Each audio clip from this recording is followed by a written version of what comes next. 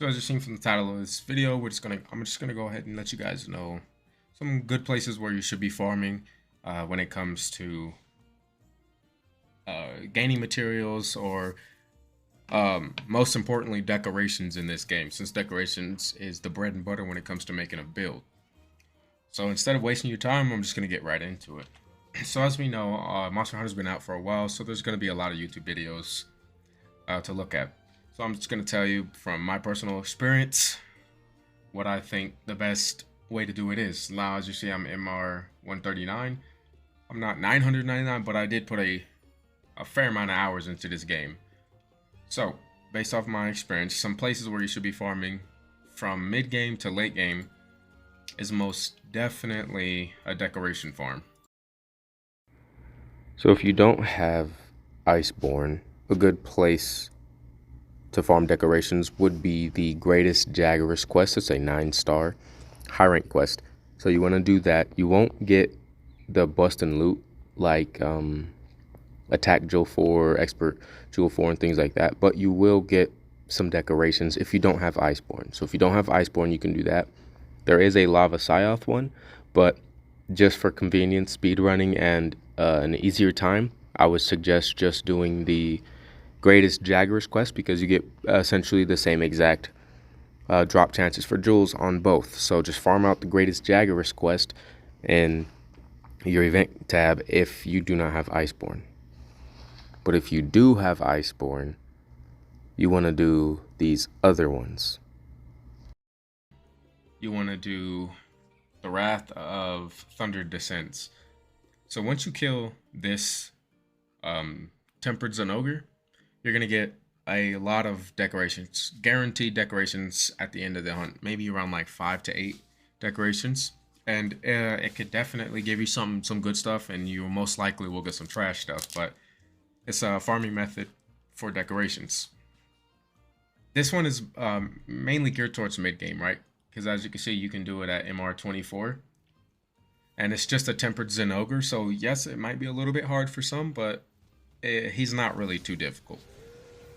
And just a tip for you, if you're finding it a struggle, or if you can't get anybody to join you, like if you shoot a sauce, just go ahead and make yourself a bunch of pitfall traps and just, you know, deal some damage to him and then drop him in the pitfall trap, beat on him, and, you know, just continue that cycle. Just remember, over time, he'll get out the pitfall trap faster and faster. Lightning or shock traps don't really work on him, especially when he's enraged or agitated, because he is lightning, so he's just going to destroy the trap automatically. So do this for decorations. As you see, running this hunt with multiple people increases the run time, right? And so with a Tempered Zenogre with 4 people makes it really easy. See that 9-minute run, and if you can see the loot, it's guaranteed rarity 11 high quality decorations. Now when we take all, we'll go ahead and appraise it, and you'll get kind of an idea of what you should be expecting. But as you see, a whole bunch of 4s, so this is a solid decoration farm for about mid-game.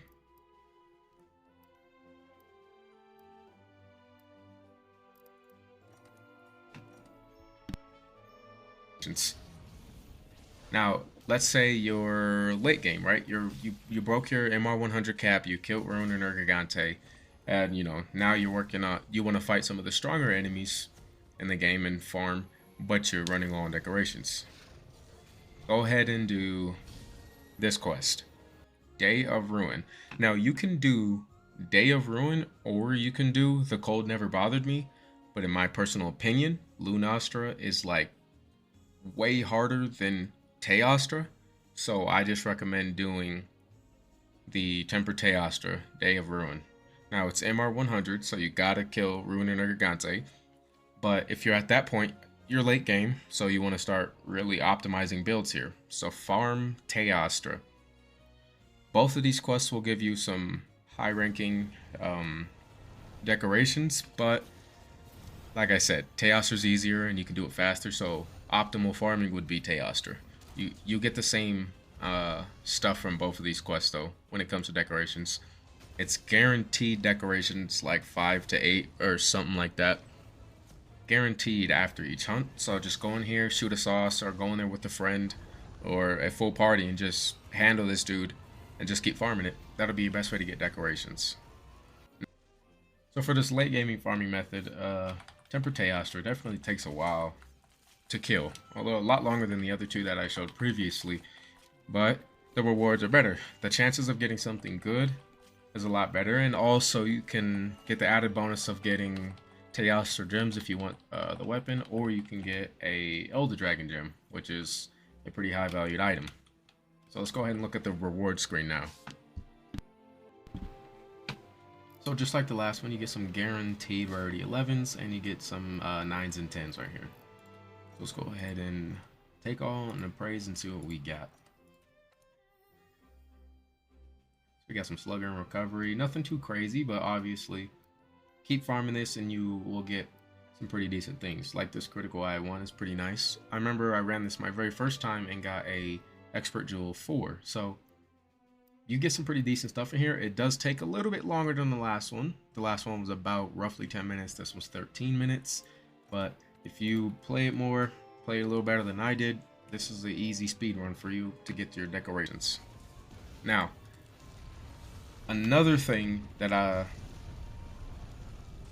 think you should be farming as well, and this one isn't like it's not too crazy, but it definitely is helpful, right? Is the Steamworks. Now, I'm gonna show you here, right? How much Steamworks I have. So right now I have 20,000 stored fuel, and the reason why I have 20,000 is because of this one particular quest. Now, the reason why I say that's important is because at some point in time you're gonna wanna, upgrade your armor, right? At some point in time, so you can get better defenses and not die so fast. Although it costs a lot of Zenny, the gold, you won't be doing that like right away unless you do a gold farm. And I'll show you some ways you can do a gold farm. But so yeah, you want to do that because you get some good stuff. Let me show you my item box. I don't do it as much. I just do it just enough that I need. So if you see right here, I got 1,000 mega potions, 559 max potions, 339 ancient potions. You get some good stuff. 619 dust of life, some mega nutrients. Like, you get a lot of these good items that you need. Trank bombs. You get mega barrel bombs from doing the Steamworks. And it definitely does help you because, farming the materials to craft them all the time is a little pain in the butt. So you want to do the Steamworks. Now, what quest do you do for the Steamworks? A Farewell to Zinogre. So it's a standard Zinogre inside of the arena, and it's a farewell to Zinogre. Now, when you do this one, you won't get any Zinogre material. What you will get is all the drops from him will drop Steamworks material, letting you to get more Steamworks stored fuel. Now, from when I've done it, the most I've gotten out of just doing this hunt one time was about 9,000 per run. Now, what I've noticed is once you're doing this, what you want to do is you want to try to make a build with some part break in there, because the more parts you break, the more material he drops, right? And you can capture him in here, so if you want to capture him to speed up the process a little bit, but also get a little bit more rewards at the end when it comes to getting the stored fuel, I would suggest capturing him too. It's just if you capture him the whole time, it starts to take a lot of materials because you have to keep crafting traps. But definitely do this and definitely do your Steamworks. You can, let's say you do it in an hour and you kill him fairly quickly, you can probably store yourself up like 30,000 Steamworks fuel by the end of it. So I definitely suggest doing this one.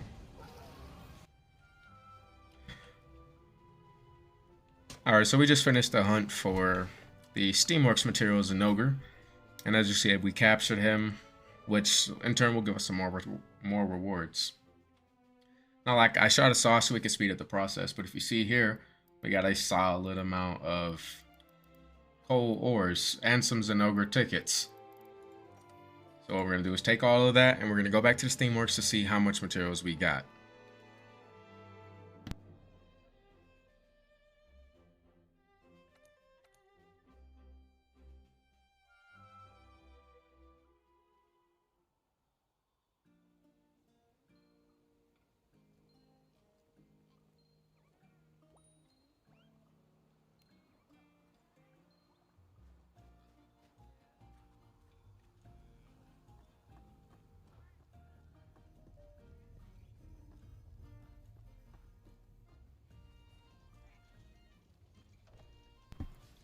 Alright, hunt completed. Now we're at the Steamworks. Now let's go ahead and see how much we got from that one particular hunt. So if you see right here, we got 6,520 from that one hunt. If you pick up all the material and break all the parts, you'll get a lot more, but 6,500 for that. The duration of that hunt is not bad, right? So now I'm at 26,000 stored. So that's a good way to farm. Now let's say you want to level up quick, right? Now you can go back to the event tabs, right? And go and look for anything that says, if you look inside the client at the bottom right of this page, it says bonus HR and MR points rewarded upon completion. You can do those, but I personally think farming the guiding lands is probably the best option, right? I just think that it's a lot better. As you see, my guiding lands, I've been grinding it quite a bit, particularly Ancient or Wildspire Waste, but you can level up really quick in here. You just go in there, summon yourself a couple enemies that you know you can kill pretty quickly, and just keep farming them. Or if a monster just spawns there and he's already like pretty trash, and you know you can kill him fairly quick, just run around and just keep killing and killing. Spend yourself like maybe an hour and you'll jump up in the ranks pretty high when it comes to your MR and HR rank. So some gold farming methods. There's one quest that I know that gives a lot of gold, but it's one of them ridiculous quests that I've only done once and probably won't be doing it again anytime soon. And it's, let me show you so you can see it.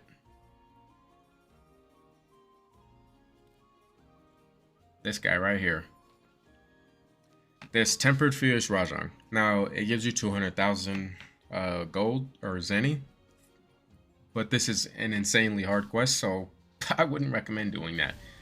My recommendation for gold farming would be doing investigations. There are a few investigations that you could do that have super trash can monsters in there. Watch, let's filter this by reward money, and let's go ahead and take a peek. So we see this one right here, 150,000, but look who you have to fight, some insane people. So you just skip that.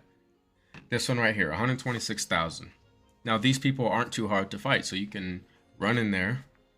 You can do this solo, but it might take some time. Or you could run in there with at least one person and then use a voucher so you could still get the 120,000.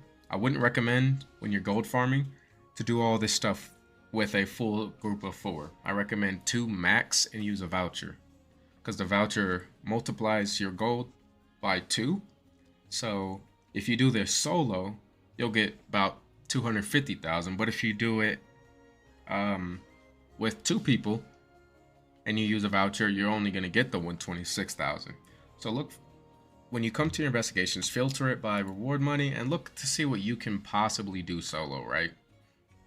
Because if you could do some of this stuff solo, like real quick and easy, might as well do it. But if you feel like you want to bring somebody with you, just only do a max of 1, so that way you're not really wasting your time. There's no point in bringing 4 people just to get like 30,000, right? It's no point in that. So just find one, get one friend, or change your maximum player count. When you post a quest to 2, go back in there, shoot a sauce or something like that, start the hunt, and you most likely will get somebody to join you. And make sure you pop a voucher each time. You only get, what is it? You only have 6, but you only get 2 a day. Or 1 a day, I guess depends if there's an event going on or not. So that's how you... So I want to add on top of this, I didn't record it at the moment and I didn't think about it, but now I'm thinking about it as I'm editing the video. And you want to get your Palico's equipment item, the plunder blade.